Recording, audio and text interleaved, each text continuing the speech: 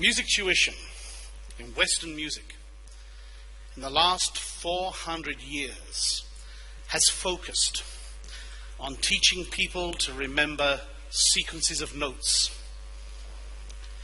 Which notes are in which scales? Which notes are in which chords? Trying to remember hundreds, even thousands of notes in all their correct sequences is often so overwhelming that many people are convinced they could never begin to learn the language of music. However, no gift, talent, or natural ability is necessary when the focus is shifted instead to the relationships between the notes. These relationships create simple patterns which anyone can learn. Now, I'm going to show you, I hope, in 10 minutes how anyone can begin to learn the language of music and start playing scales and chords on both keyboard and guitar. I'm lucky to be joined by a volunteer. Perhaps would you come on stage with me? Thank you so much. Very brave.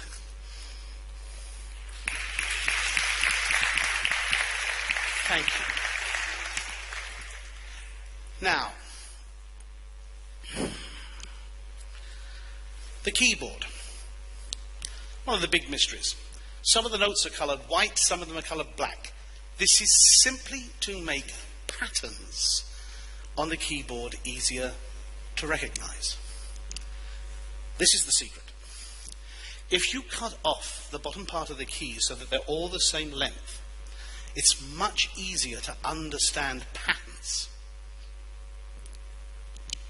Now, if you pick any key, white or black, and move to the key immediately to its right, I call this a step of one.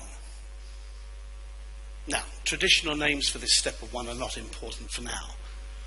It doesn't matter if it's a step of one from a white key to a black key to a white key, or a white key to a white key. It's still a step of one.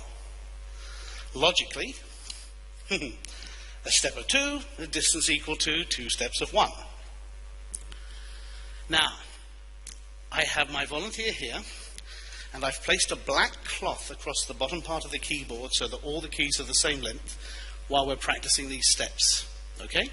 Pick any key, white or black, and put your right hand index finger on it. Play it for me. Wonderful, it works. Now move one step to the right. One more, one step, keep going, there we go, fantastic. Now, pretty good. Now we're going to try a step of two. Pick any key, white or black. Now, move a step of 2 to the right. Excellent. 2 more. Excellent. 2 more. Perfect. 2 more.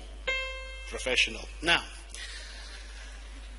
I'm going to introduce you to a very common pattern. In fact, the most common scale in Western music. It's called the major scale, scala maggiore in Italian. It's simply a pattern, 2-2-1, 2-2-2-1, and we already know what that is. Pick any key, white or black, put your index finger on it. Excellent. 2 to the right. 2 more. 1, please. Fantastic. 2. 2, please. 2, please. Excellent. 1 more. Give a round of applause. She just played the first major scale. Well done. Now, it doesn't matter which key you start on. That pattern will always produce a major scale wherever you start. Let's prove that. Pick a different key. White, black, makes no difference. Excellent. Good choice. 2 to the right. 2 to the right. 1 more, please. 2, please. 2, please. 2, please. And 1 to finish. Give a round of applause. Excellent. Now, this same pattern can be used to teach anyone a scale on the guitar. Watch. I'm going to pluck this string, and now I'm going to shorten it by using 2 of these divisions on the neck of the guitar. So here we go. Shorten by a step of 2, another step of 2, a step of 1, a step of 2, a step of 2, a step of 2, and a step of 1. Major scale on the guitar. It doesn't matter where you start or on which string. Random. There. Let's try again. Shorten by a step of 2, step of 2, step of 1, step of 2, step of 2, step of 2, and finally a step of 1. Major scale on the guitar. Now, scales. Different scales have different patterns of steps. That's the major scale. Minor scale. Scala minore.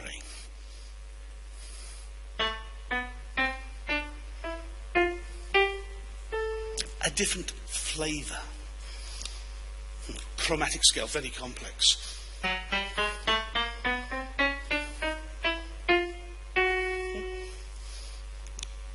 Whole tone scale. This is the scale that was loved by composers like Debussy.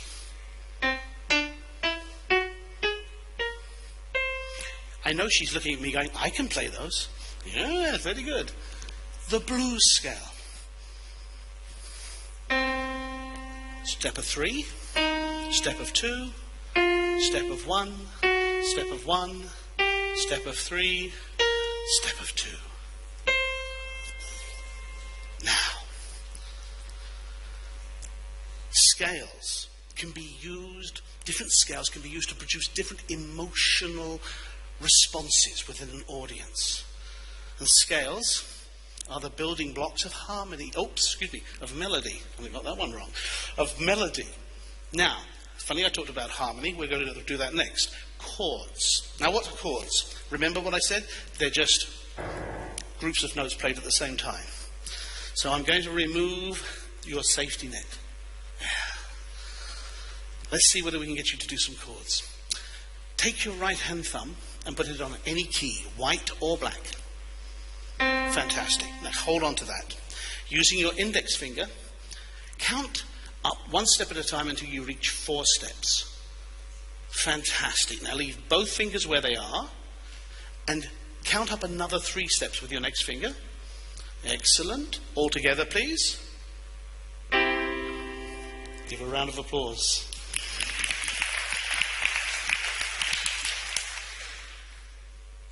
The major chord, accordo maggiore in Italian. So what is a major chord? 4 steps, followed by 3 steps. It doesn't matter where you start on that keyboard. You will always produce a major chord with that pattern. Let's try it. Pick a different note. Excellent. So hang on to that one and count up 4. She's doing good. Hold on to that and count up another 3. Now adjust your fingers to make them more comfortable for yourself. That's good. All together. Perfect. Give her a round of applause. She's doing great. Now, the minor chord is a little more complex. 3, 4. Should we try that? Let's go. Put your thumb anywhere you like. Good. Count up 3, please. Excellent. Count up 4, please. Fantastic. All together. Minor chord, accordo minore. Give a round of applause. Thank you very much for your help. Give another round of applause. Thank you so much.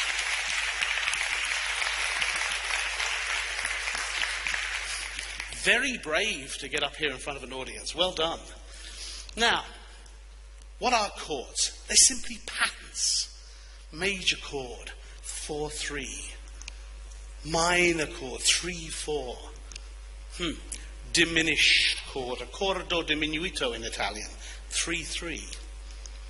Augmented chord, accordo aumentata, 4-4. Chords have different patterns of steps. And chords can be used to add texture to the melodies. Chords are the building blocks of harmony. When someone can easily play scales, chords, as quickly as this, they become motivated, enthusiastic. They want to continue the journey. If you think about how complex it is to try and remember scales and chords by using note names instead of the patterns, it's no wonder that most people find it's the most difficult thing in music. Now, the second most difficult thing is trying to read musical notation. But it can also be explained as a simple subject too, but that would be the subject for another talk on another evening. So I hope you now have a little insight into why I believe that learning these patterns for scales and chords is the key to success. If you can set someone on the road to learning music as quickly as that, they want to continue the journey and open the door to the language of music. Thank you very much indeed.